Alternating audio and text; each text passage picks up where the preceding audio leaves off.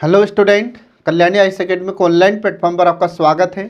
मैं हूं लखन दायमा, आपको एमपीपीएससी मेंस एग्जाम के लिए सेकंड पेपर का फर्स्ट पार्ट पढ़ा रहा हूं, जिसका नाम है संविधान, शासन व्यवस्था, राजनीति तथा प्रशासनिक संरचना। फ्रेंड, आज मैं आपको पढ़ाने वाला हूँ डॉक्टर भीमराव अम्बेडकर के बारे में। तो पिछली क्लास में भी हमने आपको डॉक्टर भीमराव अम्बेडकर के बारे में पढ़ाया था, तो उसका जो बचा हुआ पार्ट है वह आज मैं आपको पूरा पढ़ाऊँगा। तो चलिए फ्रेंड, इसमें शुरू करते हैं। डॉक्टर भीमराव अंबेडकर के विचार मैं आपको पढ़ा रहा था, तो इनके विचारों में आज मैं आपको पढ़ाऊंगा आर्थिक विचार। ठीक है, आर्थिक विचार के अलावा और भी अन्य विचार हैं इनके, तो वो मैं आपको आगे पढ़ाऊंगा। तो पहले देखिए आप इनके आर्थिक विचार। तो डॉक्टर भीमराव अंबेडकर के आर्थिक विचार में आपको ध्यान रखना है कि डॉक्टर भीमराव अंबेडकर एक अर्थशास्त्री थे। ठीक है, अर्थशास्त्र के बड़े विद्वान थे डॉक्टर भीमराव अंबेडकर। 1916 ईस्वी में उन्होंने कोलंबिया विश्वविद्यालय से अर्थशास्त्र में पीएचडी की उपाधि प्राप्त की थी। ये आपको ध्यान रखना है। एग्जाम में आपसे क्वेश्चन पूछ सकता है कि डॉक्टर भीमराव अंबेडकर ने अर्थशास्त्र में पीएचडी की उपाधि कहाँ से प्राप्त की थी। तो ये कोलंबिया विश्वविद्यालय से इन्होंने यह उपाधि प्राप्त की थी। इसके बाद फिर उन्होंने अपने अध्ययन में अंबेडकर ने भारत की वित्तीय व्यवस्था का विश्लेषण किया था, और उस शोध में उन्होंने ब्रिटिश शासन के जो कुप्रभाव थे उनका भी स्पष्टता से विश्लेषण किया था डॉक्टर भीमराव अंबेडकर ने। इसके बाद डॉक्टर भीमराव अंबेडकर ने यह ध्यान दिलाया कि भारत में कानून व व्यवस्था की स्थापना के नाम पर गरीब भारतीय जनता पर ब्रिटिश सरकार का भारी बोझ लादा जा रहा है। ये डॉक्टर भीमराव अंबेडकर ने बताया था। डॉक्टर भीमराव अंबेडकर ने कहा था कि जो ब्रिटेन सरकार है यह गरीबों पर बोझ डालती है। तो बोझ कैसे? जैसे लगान वसूलती है, टैक्स वसूलती है। ठीक है, कई बार क्या होता है कि फसलें नष्ट हो जाती है, इसके बाद भी ब्रिटिश सरकार ज़बरदस्ती इनसे टैक्स वसूल करती है, लगान वसूल करती है। तो इसका भी डॉक्टर भीमराव अंबेडकर ने विरोध किया था। इसके बाद फिर उन्होंने कहा था कि भारत में ब्रिटेन सरकार या ब्रिटिश सरकार को विश्व की सबसे महंगी सरकार उन्होंने बताया था। तो एग्जाम में क्वेश्चन 3 नंबर से आपसे पूछा जा सकता है। तो 3 नंबर में क्वेश्चन आ सकता है कि डॉक्टर भीमराव अंबेडकर ने हमारे भारत में सबसे महंगी सरकार किसको बताया था। तो ये ब्रिटिश सरकार को बताया था। ठीक है, तथा सरकार के द्वारा जो अनुत्पादक व्यय किया जा रहा था उसकी भी आलोचना डॉक्टर भीमराव अंबेडकर ने की थी। कई बार क्या होता है कि ब्रिटिश सरकार ऐसे अनुत्पादक व्यय करती थी। अनुत्पादक का व्यय का मतलब होता है जिससे कोई उत्पादन ना होता हो, जिसको हम फिजूल खर्च कहते हैं या अपव्यय कहते हैं। ठीक है, तो कई बार ब्रिटिश सरकार ऐसे फिजूल खर्च करती थी जिसका कोई अर्थ नहीं होता था, जिससे कोई उत्पादन नहीं होता था और नहीं कोई उससे आय प्राप्त होती थी। ठीक है, तो जो इस प्रकार के अनुत्पादक व्यय होते थे, फिजूल खर्च होते थे, उसका डॉक्टर भीमराव अंबेडकर ने इसका विरोध किया था। ठीक है, ये आपको ध्यान रखना फ्रेंड। इसके बाद फिर आगे देखिए, इसमें राजकीय समाजवाद को प्राथमिकता। ठीक है, तो आर्थिक विचार के अंतर्गत इनका पहला पॉइंट आता है इसमें राजकीय समाजवाद को प्राथमिकता।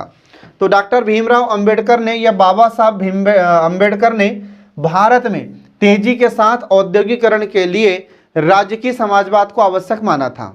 इसके बाद उन्होंने कहा था, ये डॉक्टर भीमराव अंबेडकर के अनुसार जो उद्योग साधन है अथवा जो साधन उद्योग घोषित कर दिए जाए वे राज्य की संपत्ति होंगे और उन्हें सरकार ही चलाएगी।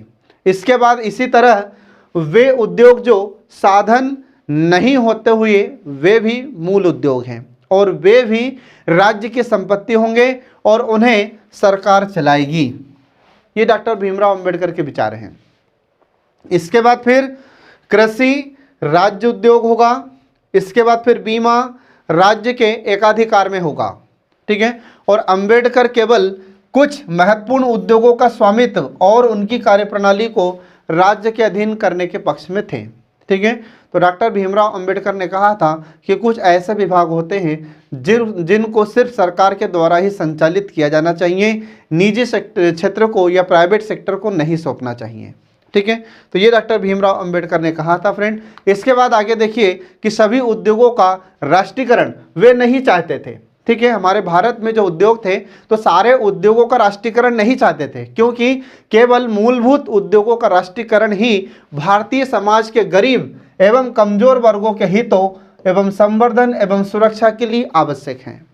ठीक है, इसके बाद फिर अंबेडकर जी की सलाह थी कि संविधान में राजकीय समाजवाद को मान्यता दे दी जाए और राजकीय समाजवाद भारत के द्रुत औद्योगिकरण, द्रुत मतलब होता है तेजी से या शीघ्र, ठीक है, तो शीघ्र या तेजी से या द्रुत औद्योगिकरण के लिए आवश्यक है। वह उद्योगपति भारत का औद्योगिकरण नहीं कर सकते। इसके बाद फिर इस दिशा में आगे बढ़ें तो भारत में धन की विषमताएं पैदा हो जाएंगी, जैसा कि यूरोप में हुआ था, ठीक है। तो ये सारी बातें आपको इसमें ध्यान रखना है। अब इसके बाद देखिए इसमें आगे कृषि का सामूहिकरण। तो डॉक्टर भीमराव अंबेडकर या बाबा साहब अंबेडकर कृषि का सामूहिकरण के संबंध में अपने विचार व्यक्त करते हैं। तो देखिए इसमें कि डॉक्टर भीमराव अंबेडकर ने कृषि में सुधार के लिए कृषि को राज्य उद्योग के रूप में संगठित करने का सुझाव दिया था। उन्होंने कहा था कि कृषि को भी एक उद्योग का दर्जा दिया जाए, ठीक है। इसके बाद फिर सन 1918 में प्रकाशित उनकी एक पुस्तक जिसका नाम था small holding in India and their remedies, ये इनकी रचना थी। तो इसमें उन्होंने लिखा था कि भारत में कृषि सुधार के लिए यह बहुत आवश्यक है कि कृषि की पुनर्रचना हो, ठीक है।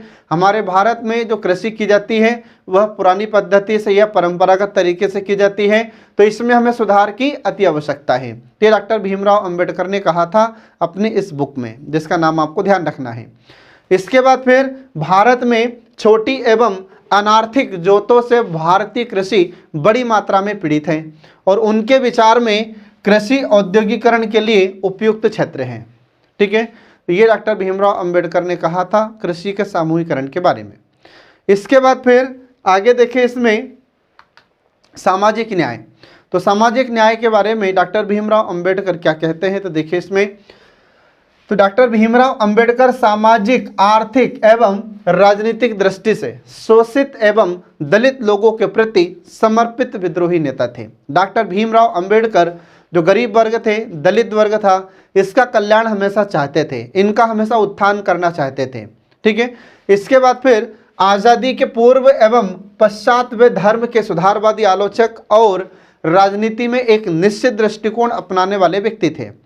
इसके बाद फिर संविधान एवं विधिक क्रांति को समझने वाले लोग उन्हें सामाजिक न्याय का मसीहा और सामाजिक दासता के कट्टर शत्रु के रूप में याद रखते हैं या याद करते हैं। तो याद रखना फ्रेंड, एग्जाम में आपसे क्वेश्चन पूछा जा सकता है कि सामाजिक न्याय का मसीहा किसे कहते हैं। तो सामाजिक न्याय का मसीहा डॉक्टर भीमराव अंबेडकर को कहते हैं। और इसके बाद फिर एक और आपको ध्यान रखना है कि अनुसूचित जाति या दलितों का मसीहा किसे कहते हैं, तो यह भी डॉक्टर भीमराव अंबेडकर को ही कहा जाता है। तो ये आपको ध्यान रखना है। अब देखिए फ्रेंड, इसमें योग्यता के अनुसार या योग्यता के अनुरूप सामाजिक पद सौंपना। तो डॉक्टर भीमराव अंबेडकर ने सामाजिक न्याय की धारणा के बारे में कहा था कि यह एक ऐसे जीवन पद्धति है जिसके अनुसार समाज के प्रत्येक व्यक्ति को उचित स्थान मिलना चाहिए, ठीक है। यहाँ पर उचित स्थान का अर्थ जन्म के आधार पर मिली हुई सामाजिक प्रतिष्ठा से नहीं है, ठीक है। तो इसका सीधा अर्थ बताते हैं डॉक्टर भीमराव अंबेडकर कि इसका अर्थ है योग्यता या गुण, ठीक है। तो जिसके अनुसार सही सही सामाजिक प्रतिष्ठा मिलनी चाहिए। तो ये डॉक्टर भीमराव अंबेडकर कहते हैं इसके बारे में। फिर इसके बाद में डॉक्टर भीमराव अंबेडकर की सामाजिक न्याय की अवधारणा के कुछ मुख्य तत्व हैं। तो उनके सामाजिक न्याय की अवधारणा के कुछ मुख्य तत्व हैं, तो कौन कौन से? तो पहला तत्व है कि सम्मान पूर्वक रहें और सम्मान पूर्वक रहने दें, ये इनका पहला तत्व है। दूसरा है कि सभी को मान और सम्मान मिले। तीसरा है कि किसी के प्रति हिंसा न की जाए। इसके बाद फिर चौथा तत्व आता है इसमें कि वर्गों में बांटे बिना प्रत्येक को अपना विवेकपूर्ण हिस्सा मिले। तो ये डॉक्टर भीमराव अंबेडकर ने इसके मुख्य तत्व बताए हैं जो आपको याद रखना है। इसके बाद फिर अगला आता है कि डॉक्टर भीमराव अंबेडकर लिपिबद्ध कानून के नियमों के साथ सामाजिक न्याय के बारे में बात करते हैं, ठीक है। तो लिपिबद्ध कानून के नियमों के साथ सामाजिक न्याय, तो इसके अंतर्गत कौन कौन से सामाजिक न्याय की बात करते हैं डॉक्टर भीमराव अंबेडकर? तो देखिए इसमें तो संवैधानिक शासन के प्रति निष्ठापूर्वक रहना और विधि के समक्ष समता। इसके बाद फिर समान अधिकारों का अनुपालन, इसके बाद फिर बेकार तथा भुखमरी से बचाव और कुछ प्राथमिकताओं सहित सभी को समान अवसरों की सुलभता। इसके बाद फिर संपत्ति एवं शिक्षा की उपलब्धता आदि, ये सब सामाजिक न्याय के मूल तत्व डॉक्टर भीमराव अंबेडकर ने बताए हैं। ठीक है, इसके बाद फिर इन सभी का अर्थ बताते हुए डॉक्टर भीमराव अंबेडकर कहते हैं कि न्याय, स्वतंत्रता, बंधुता या भ्रातृत्व, राष्ट्रीय एकता सहित ये मानव व्यक्तित्व की गरिमा, इन सभी को डॉक्टर भीमराव अंबेडकर ने सामाजिक न्याय के अंतर्गत शामिल किया है। डॉक्टर भीमराव अंबेडकर इसके अंतर्गत कहते हैं कि सभी व्यक्ति को उचित न्याय प्राप्त हो, सभी को स्वतंत्रता पूर्वक जीवन जीने का अधिकार हो। इसके बाद में हमारे देश में एकता बनाए रखने में बंधुता को बढ़ावा दें। इसके बाद में हर व्यक्ति को या किसी भी व्यक्ति को या मानव को गरिमामय जीवन जीने का अधिकार है। तो ये सारी बातें डॉक्टर भीमराव अंबेडकर सामाजिक न्याय के अंतर्गत करते हैं, तो ये आपको ध्यान रखना है। इसके बाद देखिए फिर आगे इसमें पारंपरिक सामाजिक न्याय सिद्धांतों के विपरीत, तो जो परंपरागत सामाजिक न्याय है उन सिद्धांतों के विपरीत हैं डॉक्टर भीमराव अंबेडकर। तो देखिए इसमें डॉक्टर भीमराव अंबेडकर ने वैदिक, प्लेटोवादी, साम्यवादी, जातिवादी आदि न्याय की अवधारणाओं के विपरीत कहा था कि सामाजिक न्याय का मानदंड मात्र भौतिक प्रगति नहीं है। ठीक है, सामाजिक न्याय का मानदंड ये भौतिक प्रगति नहीं है। इसके बाद कहते हैं डॉक्टर भीमराव अंबेडकर कि मात्र भूख प्यास मिटा देना, इसके बाद कुछ सुख सुविधाएं दे देना या सरकारी नौकरी में स्थान दे देना, ये सब महत्वपूर्ण तथ्य नहीं है। ठीक है, इसके अलावा क्या चाहिए सामाजिक न्याय के अंतर्गत, तो सामाजिक न्याय के अंतर्गत सभी नागरिकों को धर्म, वर्गों के लोगों के बीच उन मानव मूल्यों तथा आधारों की बहुमूल्यता है जिनसे समाज की व्यवस्था न्यायोचित बने और राष्ट्रीय जीवन समरसता की दिशा में वृद्धि हो। ये मूल रूप से सामाजिक न्याय है, इसको कहा था डॉक्टर भीमराव अंबेडकर ने सामाजिक न्याय। ठीक है, बाकी जो पुराने सिद्धांत हैं उनकी डॉक्टर भीमराव अंबेडकर ने आलोचना की थी। ठीक है फ्रेंड, इसके बाद फिर आगे देखिए दलित उद्धार की दिशा में डॉक्टर भीमराव अंबेडकर के विचार या उनका चिंतन। तो डॉक्टर भीमराव अंबेडकर ने अपने जीवन के प्रथम 35 वर्षों में पग पग पर हर कदम पर घोर अपमान सहा था और अमानवीय व्यवहार और भारी यंत्रणा की स्थितियों को भी उन्होंने भोगा था। कई बार उन्होंने छुआछूत जैसी समस्या का सामना किया था। एक बार उन्होंने एक पत्रकार से कहा था कि मेरे दुख दर्द और मेरी मेहनत को तुम नहीं जानते और जब सुनोगे तो रो पड़ोगे। ये डॉक्टर भीमराव अंबेडकर ने एक पत्रकार को कहा था। इसके बाद फिर यंत्रणा की इन स्थितियों से गुजरते हुए उन्होंने दलित उद्धार का संकल्प किया था और उन्होंने कहा था कि मैं अपने जीवन भर दलितों के उद्धार के लिए कार्य करता रहूंगा। ये डॉक्टर भीमराव अंबेडकर ने प्रतिज्ञा की थी। इसके बाद दलित वर्गों का पर्याप्त प्रतिनिधित्व। तो डॉक्टर भीमराव अंबेडकर का यह मत था कि जो दलित वर्ग है उनकी स्थिति में सुधार करने के लिए उन्हें राजनीतिक रूप से मजबूत बनाना होगा। ठीक है, तो राजनीतिक रूप से मजबूत कैसे बनाए, तो डॉक्टर भीमराव अंबेडकर ने कहा था कि दलितों को राजनीतिक रूप से मजबूत बनाने के लिए उनके लिए एक पृथक निर्वाचक मंडल की व्यवस्था होनी चाहिए। इसके बाद फिर वहीं दूसरी तरफ जो कांग्रेस थी, तो कांग्रेस बोलती थी कि संयुक्त निर्वाचन मंडल की व्यवस्था होनी चाहिए। ठीक है, तो अब इसी समय फिर हम देखते हैं कि गांधी जी और डॉक्टर भीमराव अंबेडकर दोनों के बीच में मतभेद हुआ था और जो ब्रिटिश सरकार थी, तो ब्रिटिश सरकार ने सांप्रदायिक पंचायत, जिसे हम इंग्लिश में कम्युनल अवार्ड कहते हैं, इसकी घोषणा कर दी थी। ठीक है, और इस घोषणा के तहत या सांप्रदायिक पंचायत की घोषणा के तहत दलितों को पृथक निर्वाचन मंडल का अधिकार प्राप्त हो जाता है। ठीक है, इसके बाद फिर गांधी जी इधर डॉक्टर भीमराव अंबेडकर से नाराज थे। गांधी जी अड़ गए थे कि जो पृथक निर्वाचन मंडल की व्यवस्था है इसे समाप्त किया जाना चाहिए। ठीक है, अब इसके बाद फिर गांधी जी ने जैसे विरोध चालू किया तो कुछ समय के बाद में डॉक्टर भीमराव अंबेडकर और गांधी जी के बीच में पूना पैक्ट हुआ, जिसके कारण जो पृथक निर्वाचक मंडल की व्यवस्था थी दलितों के लिए, यह व्यवस्था समाप्त हो जाती है। ठीक है, ये मांग को फिर डॉक्टर भीमराव अंबेडकर ने छोड़ दिया था या त्याग दिया था। अब इसके बाद फिर अगला आ जाता है जाति प्रथा के रूप में परिवर्तन। अब देखिए इसमें डॉक्टर भीमराव अंबेडकर क्या कहते हैं।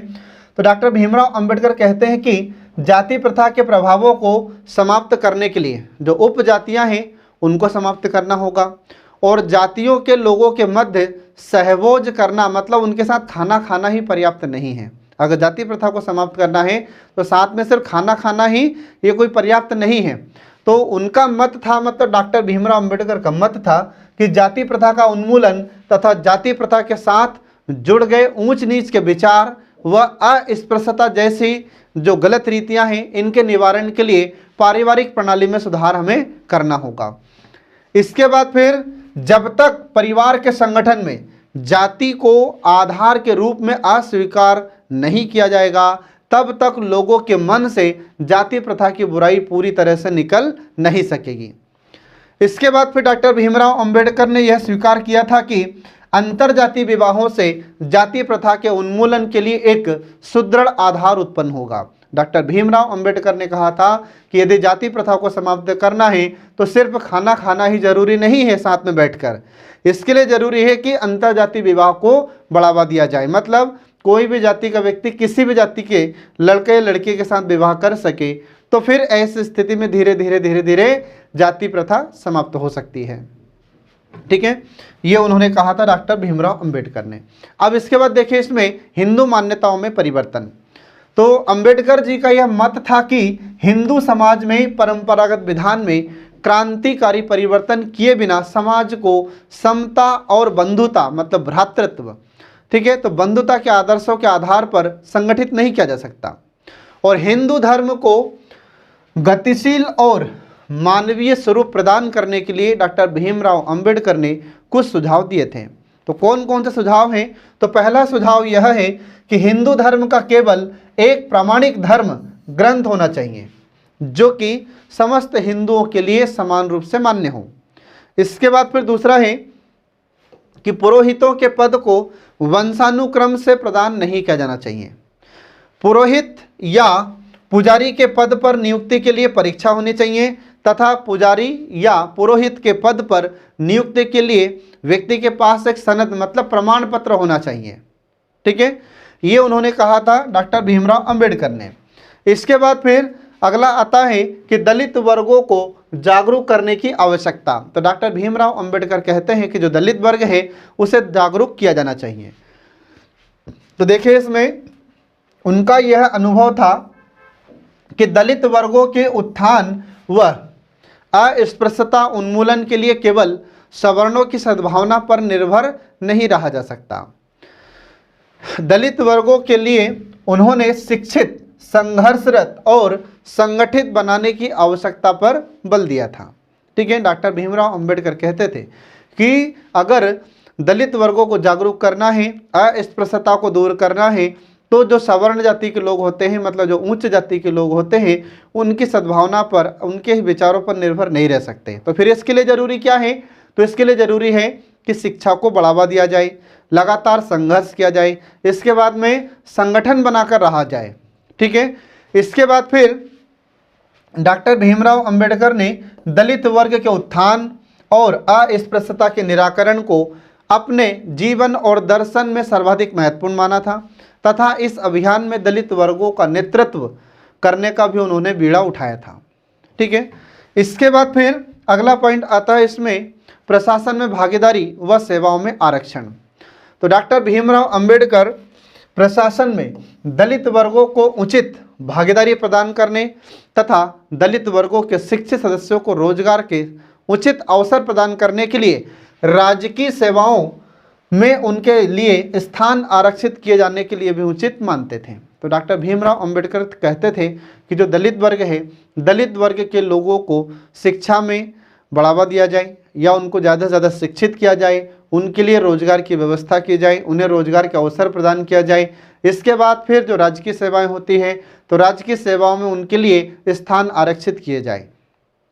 इसके बाद फिर उन्होंने सेवाओं में दलित वर्गों के दावों को विशेष संरक्षण प्रदान करने के लिए कानूनी और संवैधानिक प्रावधान की आवश्यकता पर भी बल दिया था। तो डॉक्टर भीमराव अंबेडकर कहते थे कि जो दलित वर्ग होते हैं इनके लिए कानूनी प्रावधान किया जाना चाहिए, मतलब इनके लिए अधिनियम बनाया जाना चाहिए और संविधान में भी इनके लिए प्रावधान किए जाने चाहिए। इनके लिए आरक्षण की व्यवस्था संविधान में की जानी चाहिए। इसके बाद फिर अगला आता है कि शिक्षा के क्षेत्र में विशेष सुविधाएं।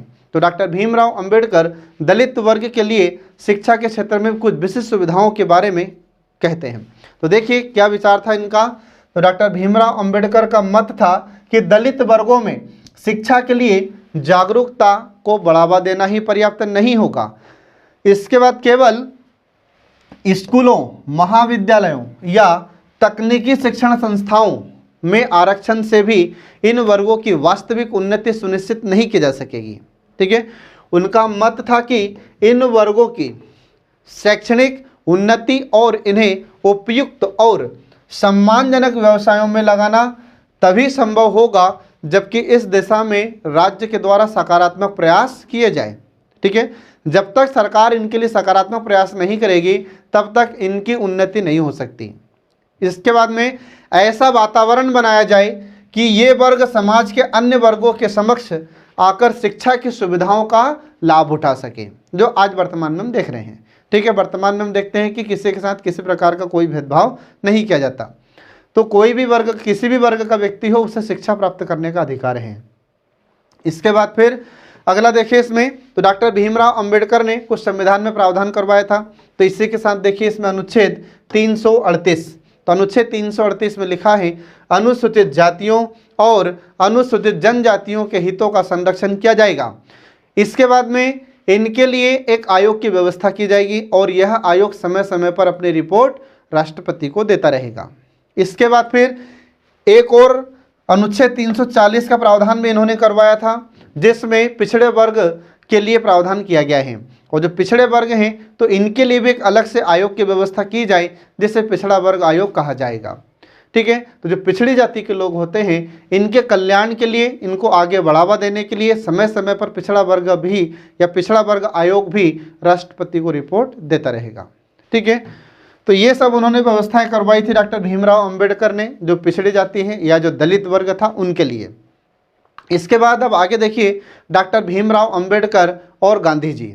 ठीक है, तो डॉक्टर भीमराव अंबेडकर और गांधी जी ये अपने अपने विचार व्यक्त करते हैं। तो देखिए इसमें महात्मा गांधी और डॉक्टर भीमराव अंबेडकर के विचारों एवं कार्यों को कुछ विद्वान के द्वारा परस्पर पूरक मानते हैं। मतलब कुछ विद्वान ये मानते हैं कि डॉक्टर भीमराव अंबेडकर और महात्मा गांधी इन दोनों के विचार मिलते जुलते हैं। कुछ विचारक ये बोलते हैं। इसके बाद में दोनों का उद्देश्य एक सीमा तक समान भी होता है। ठीक है, लेकिन कुछ विद्वान मानते हैं कि नहीं, इनके विचार कुछ परिस्थितियों में एक समान नहीं है।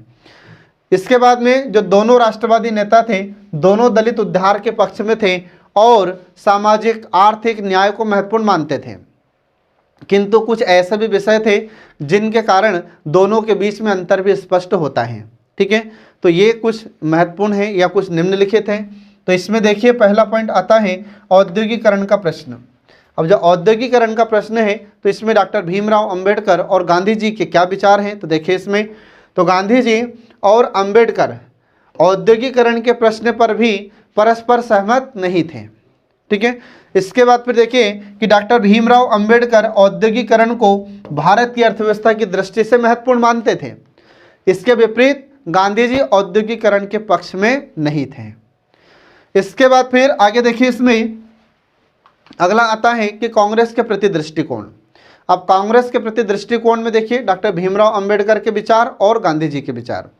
तो डॉक्टर भीमराव अंबेडकर न केवल महात्मा गांधी की विचारधाराओं का विरोध करते थे, बल्कि कांग्रेस की विचारधारा का भी विरोध उन्होंने किया था।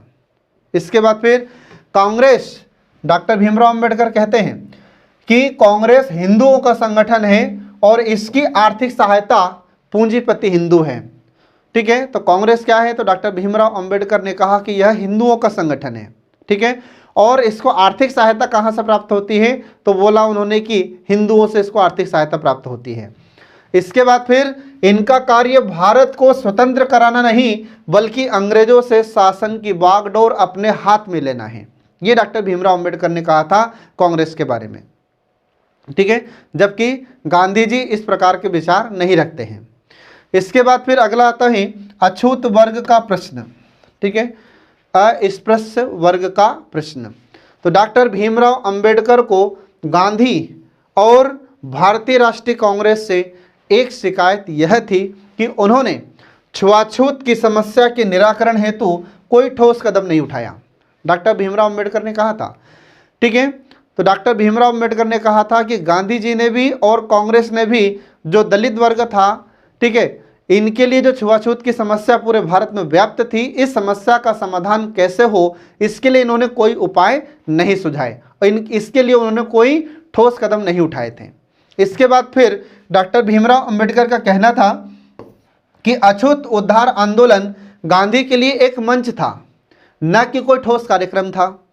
गांधी तथा कांग्रेस ने अछूतों को अपने साथ लेने का प्रयास इसलिए किया कि उन्हें राजनीतिक समर्थन प्राप्त हो और उनकी मत संख्या में वृद्धि हो। कुल मिलाकर डॉक्टर भीमराव अंबेडकर का यह कहना था कि कांग्रेस दलितों के लिए इसलिए कार्यक्रम को बढ़ावा दे रही थी या दलितों के या अछूतों के उद्धार के लिए इसलिए शामिल हो रही थी कांग्रेस कि उनको वोट मिले, ठीक है। ये डॉक्टर भीमराव अंबेडकर ने कहा था कांग्रेस के बारे में।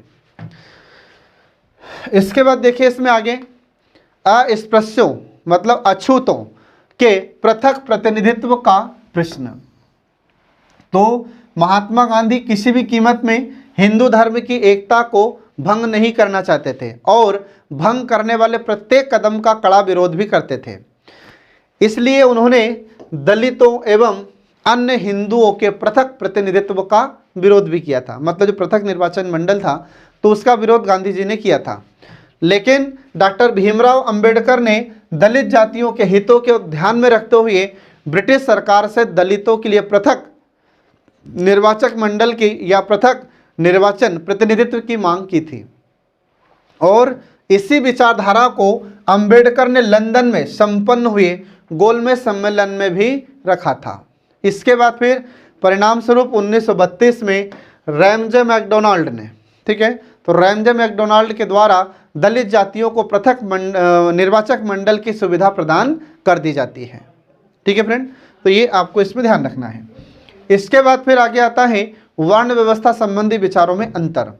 तो डॉक्टर भीमराव अंबेडकर और गांधी जी के बीच में वर्ण व्यवस्था को लेकर कुछ विचारों में भिन्नता है। तो देखिए इसमें गांधी जी वर्ण व्यवस्था के समर्थक थे जबकि डॉक्टर भीमराव अंबेडकर इस वर्ण व्यवस्था के कट्टर आलोचक थे, कट्टर विरोधी थे। गांधी जी की यह मान्यता थी कि छुआछूत, ठीक है, तो छुआछूत का धर्म व वर्ण से कोई संबंध नहीं है। ये जो छुआछूत जैसी समस्या है तो ये छुआछूत को वाह्य विकृति मानते थे और गांधी जी का यह विचार था कि छुआछूत जैसी विकृति या ऐसी समस्या को दूर करने के लिए वर्ण व्यवस्था को समाप्त करने की आवश्यकता नहीं है, ये गांधी जी कहते हैं। इसके बाद फिर डॉक्टर भीमराव अंबेडकर क्या कहते हैं, देखिए। तो डॉक्टर भीमराव अंबेडकर वर्ण व्यवस्था के संबंध में अपना विचार व्यक्त करते हैं। तो डॉक्टर भीमराव अंबेडकर का गांधी जी से बिल्कुल विचार अलग था वर्ण व्यवस्था को लेकर, ठीक है। तो डॉक्टर भीमराव अंबेडकर ने अस्पृश्यता को वर्ण व्यवस्था का परिणाम माना था। डॉक्टर भीमराव अंबेडकर कहते हैं कि जो अस्पृश्यता है या छुआछूत जैसी समस्या है यह वर्ण व्यवस्था के कारण ही उत्पन्न हुई है, ठीक है। इसके बाद फिर वर्ण व्यवस्था में भेदभाव अंतर्निहित है और इसके अंतर्गत कर्तव्य और अधिकारों का भेदभावपूर्ण विभाजन भी किया गया है। कि डॉक्टर भीमराव अंबेडकर कहते हैं वर्ण व्यवस्था के बारे में। इस संदर्भ में गांधी जी के कुछ शब्द हैं जो महत्वपूर्ण हैं, ठीक है। तो देखिए गांधी जी क्या कहते हैं। तो यदि डॉक्टर भीमराव अंबेडकर वर्ण आश्रम धर्म के विरुद्ध लड़ना चाहते हैं तो मैं उनके पक्ष में नहीं हो सकता, क्योंकि मैं मानता हूं कि वर्णाश्रम हिंदू धर्म का अभिन्न अंग है, ठीक है फ्रेंड, जिसे समाप्त नहीं किया जा सकता। ये गांधी जी ने कहा था उस समय जब डॉक्टर भीमराव अंबेडकर वर्ण व्यवस्था की आलोचना कर रहे थे तब। इसके बाद फिर आगे देखिए इसमें हिंदू धर्म व धर्म परिवर्तन का प्रश्न। तो देखिए इसमें तो गांधी जी और डॉक्टर भीमराव अंबेडकर दोनों ने धर्म को व्यवहारिक जीवन में महत्वपूर्ण माना है, ठीक है। और जिस प्रकार गांधी जी के लिए धर्म संसार की नैतिक अनुशासन की व्यवस्था थी तो उसी प्रकार डॉक्टर भीमराव अंबेडकर ने धर्म को नैतिकता का दूसरा नाम माना था। इसके बाद फिर गांधी जी ने हिंदू धर्म में अपनी गहरी आस्था प्रकट की थी और उनका मत था कि हिंदू धर्म स्वतंत्रता व समानता का विरोधी नहीं है, ये गांधी जी कहते हैं। इसके बाद फिर वे अस्पृश्यता को बाहरी विकृति मानते थे, जबकि डॉक्टर भीमराव अंबेडकर हिंदू धर्म के बिल्कुल विरोधी थे। क्यों विरोधी थे? क्योंकि हिंदू धर्म में छुआछूत जैसी समस्या बड़े स्तर पर व्याप्त है, इसलिए डॉक्टर भीमराव अंबेडकर हिंदू धर्म के विरोधी थे। और डॉक्टर भीमराव अंबेडकर का यह मत था कि जिस धर्म में मनुष्य के साथ मनुष्यता का व्यवहार न हो तो वह धर्म नहीं है। ये डॉक्टर भीमराव अंबेडकर ने हिंदू धर्म के बारे में कहा था। इसलिए 1956 ईस्वी में डॉक्टर भीमराव अंबेडकर ने दलितों से यह आह्वान किया था कि हिंदू धर्म को छोड़कर आप बौद्ध धर्म को ग्रहण करो। ये उस समय डॉक्टर भीमराव अंबेडकर ने कहा था। और लगभग 2 लाख दलितों के साथ डॉक्टर भीमराव अंबेडकर हिंदू धर्म को त्याग कर बौद्ध धर्म को स्वीकार कर लेते हैं। ठीक है। इसके बाद फिर गांधी जी ने विरोध किया था और कहा था कि धर्मांतरण से दलितों की समस्या का समाधान नहीं होगा। ठीक है। तो जब डॉक्टर भीमराव अंबेडकर, गांधी जी की मृत्यु 1948 में हो गई थी। ठीक है। तो जब डॉक्टर भीमराव अंबेडकर जब भी धर्मांतरण की बात करते थे, धर्म परिवर्तन की बात करते थे, तो गांधी जी कहते थे कि देखो, धर्म परिवर्तन करने से दलितों की समस्या का समाधान नहीं होगा। ठीक है। ये उस समय गांधी जी ने कहा था। इसके बाद फिर देखिए आगे इसमें अंबेडकर का योगदान। तो डॉक्टर भीमराव अंबेडकर एक बहुआयामी व्यक्तित्व के धनी थे और एक प्रतिभाशाली पुरुष भी थे। उन्होंने अपने मानव जीवन में मानवतावादी मूल्यों की स्थापना तथा सामाजिक न्याय की प्राप्ति के लिए अपना संपूर्ण जीवन समर्पित कर दिया था। इसके बाद फिर डॉक्टर भीमराव अंबेडकर लोगों की सामाजिक उन्नति और मानव कल्याण के लिए हमेशा कार्य करते रहे थे। और डॉक्टर भीमराव अंबेडकर का योगदान का विश्लेषण हम कुछ बिंदुओं के तहत करेंगे। तो इसमें कुछ बिंदु हैं, तो देखिए इसमें कौन कौन से पॉइंट आते हैं। तो पहला पॉइंट आता है इसमें दलित उद्धार के प्रति यथार्थवादी दृष्टिकोण। तो देखिए इसमें डॉक्टर भीमराव अंबेडकर दलितों को सामाजिक न्याय दिलाने के लिए उन्होंने आजीवन मतलब पूरे जीवन भर प्रयास किया था और उन्होंने दलित उद्धार के प्रति व्यावहारिक एवं यथार्थवादी दृष्टिकोण को अपनाया था। डॉक्टर भीमराव अंबेडकर दलितों की उन्नति के लिए सुझाव दिया था उन्होंने कि शिक्षित हो, मतलब ज़्यादा से ज़्यादा इनमें शिक्षा का प्रसार किया जाए, ज़्यादा से ज़्यादा शिक्षित हो, ज़्यादा से ज़्यादा संगठित हो और अत्याचार के विरुद्ध हमेशा संघर्ष करें। ये डॉक्टर भीमराव अंबेडकर अपने विचार व्यक्त करते हैं। इसके बाद फिर अगला है कि वर्ण एवं जाति व्यवस्था पर प्रहार। तो डॉक्टर भीमराव अंबेडकर ने सर्वप्रथम वर्ण और जाति व्यवस्था पर प्रहार किया था, इसकी आलोचना की थी उन्होंने।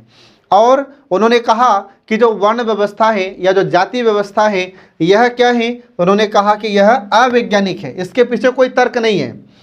इसके बाद में यह अव्यावहारिक है, अन्यायपूर्ण है और गरिमाहीन है। ठीक है। और समाज में दलितों की दुर्दशा के लिए उन्होंने इसी व्यवस्था को जिम्मेदार ठहराया था। ठीक है। उन्होंने कहा था कि भारत में दलितों की या जो अनुसूचित जाति तथा जनजाति के लोग हैं जो उनकी स्थिति खराब है तो वह वर्ण व्यवस्था के कारण तथा जाति व्यवस्था के कारण ही है। ठीक है। ये आपको ध्यान रखना है। इसके बाद फिर आगे देखिए इसमें नारी उत्थान की दिशा में कार्य। अंबेडकर जी ने नारी की खराब स्थिति के लिए मनुस्मृति को उत्तरदायी ठहराया था। उन्होंने कहा था कि नारी की जो स्थिति खराब है उसमें मनुस्मृति का ही योगदान है।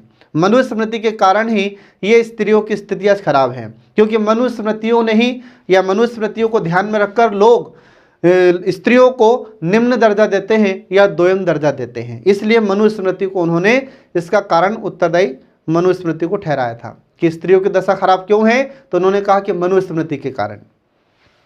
ठीक है। इसके बाद फिर उनका मत था कि नारी की स्वतंत्र भूमिका होनी चाहिए, नारी को भी स्वतंत्रता प्राप्त होनी चाहिए जिस प्रकार से पुरुषों को होती है। और भारतीय परिवार व्यवस्था में स्त्रियों को पुरुषों के अधीन तथा उन पर निर्भर समझे जाने की जो प्रवृत्ति है ये बिल्कुल गलत है। ठीक है। इसके बाद फिर उनकी यह मान्यता थी कि स्त्रियों को शिक्षा और सामाजिक जीवन के अन्य सभी क्षेत्रों में पुरुषों के समान अवसर प्राप्त होने चाहिए। इसके बाद फिर हिंदू समाज में स्त्रियों को संपत्ति का उत्तराधिकार, निसंतान होने पर गोद लेने का अधिकार और पुनर्विवाह का अधिकार नहीं है, जो कि गलत है ये।